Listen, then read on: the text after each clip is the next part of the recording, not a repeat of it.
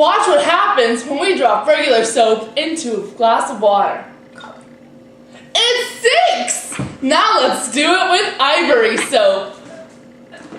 It floats! That's because there's more air in it. Now let's see what happens when we put it in the microwave.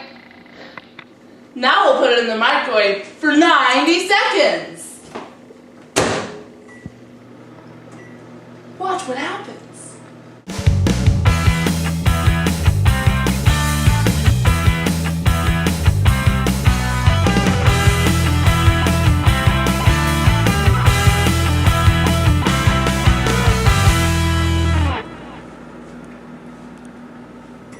All done!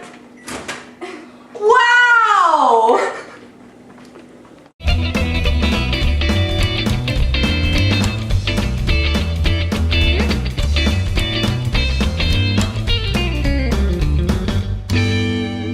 It's bigger than my face!